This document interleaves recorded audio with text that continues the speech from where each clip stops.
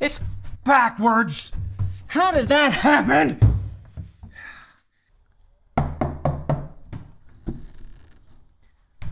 Yep. Somebody used a hollow bedroom door for this entry door going into the garage from the house to the garage. In this video, we're going to be changing out this door to a proper steel door. So stay tuned, and without further ado, let's dive right in. All right, so whether or not you're trying to save your trim, you need to take a razor knife and go through all around the whole perimeter on both sides so that you don't, when you take this off, remove half the paint that's on the wall. I am trying to save this trim. The homeowner doesn't want to buy new trim if this will actually fit the new door. So I'm going to go ahead and cut this around the perimeter here too on both sides of the door, and we'll be back once I'm ready to pull this trim off. All right, so I've gone ahead and removed the trim from the other side, but I'm going to go ahead and take these hinges out. Get this door out of the way, it'll be a lot easier. So I've gone ahead and cut this all the way around now, and I've already removed the trim from the inside. So best way to do this is kind of take a painter's tool and get that under there to get it started like so. And then take your flat bar and probably stay on the wood side instead of the drywall side, then you don't damage the drywall. And go ahead and just kind of turn it like so. Now if you're not trying to save the trim, just rip it off of there. But I am.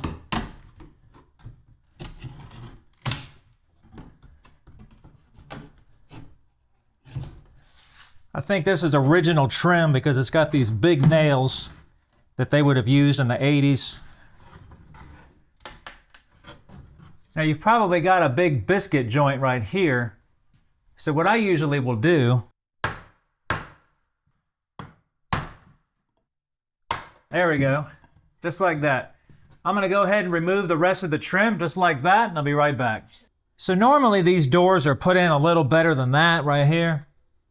They would have nails through here, and what usually you would do is use a Sawzall to cut those nails, but this one is just, I don't need it. Just take this and rip it like so. 2 seconds, and that's it. It's gone. All right, so let's get this door in. Now, a couple of things to consider when you're putting in a garage entry door. It needs to be a fire-rated door, 20 minutes. We got 20-minute door right here. It's going to have these self-closing hinges like this right here. There's another one down on the bottom. If you don't have that, it's not a fire-rated door, so make sure you get the right door. Now, if this was a man door, like the one outside that goes outside right here, I'd be more concerned about waterproofing the bottom, but I'm not concerned about that. It's not going to rain inside the garage, but I put a couple of beads of caulk across the bottom to try to help for weather seal, and I'm going to go ahead and put some orange spray foam around this later, the fire block spray foam that it's fire rated. All right, this is a left-hand swing door. Stand here, goes like this, left hand, hinges are on the left side.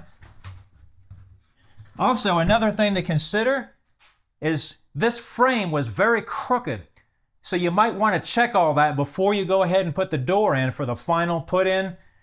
See how it fits. See if you can finagle it back and forth. You don't want to just put the door in and then screw it fast to the side right here, because if it's crooked, you're not going to have very nice lines across the top and down the side. All right, so let's go ahead and put this door in. It's backwards. How did that happen?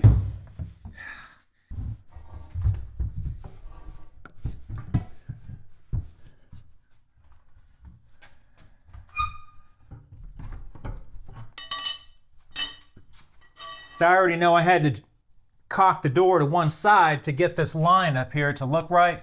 See that? I got plenty of room right there. So I'm going to go ahead and add some shims in here.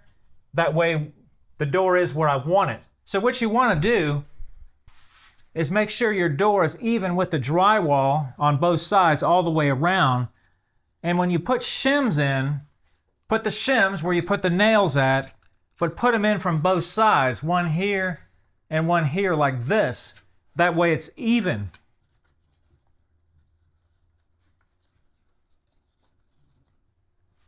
Something like that.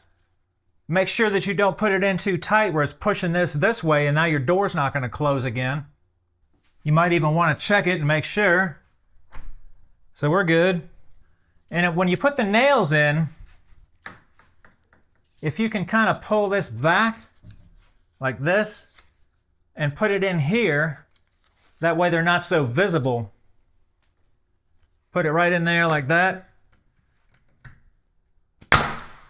See, that covers that back. And if your door came with some extra screws,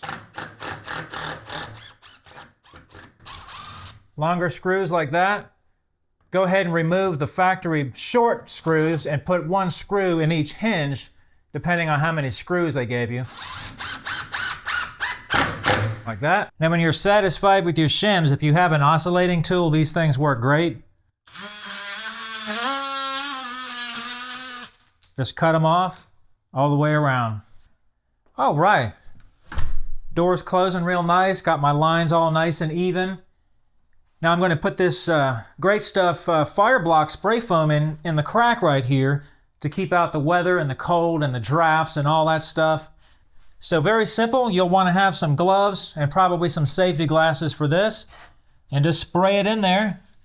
Don't be afraid to use too much. I'm going to let it dry, and then after it dries, I'll take my zip tool, my oscillating tool, and I'll cut off the excess.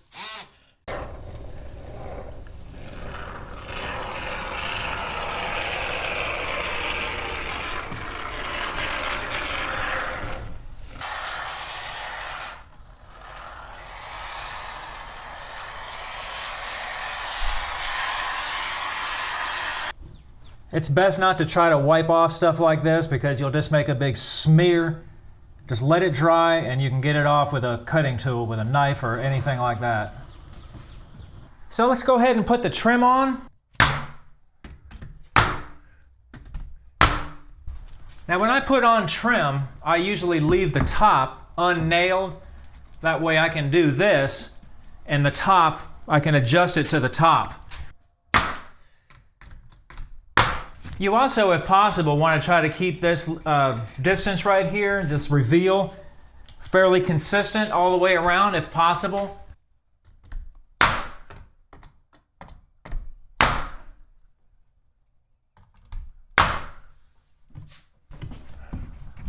See that? I can move this and adjust it to where it needs to be.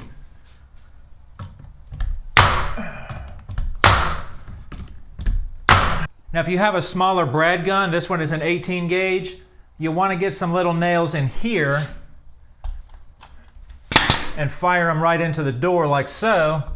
So I'm going to put a few around this thing, and if you want to, you could even do the corners like so. Just make sure they don't come out the top like that, because we had a biscuit joint in there but we took it out. Alright, so that's about it. Nice and snug, has a good sound to it. I'll go ahead and caulk this thing later on. That's the only thing left on this. I hope this video was helpful. Thanks for watching.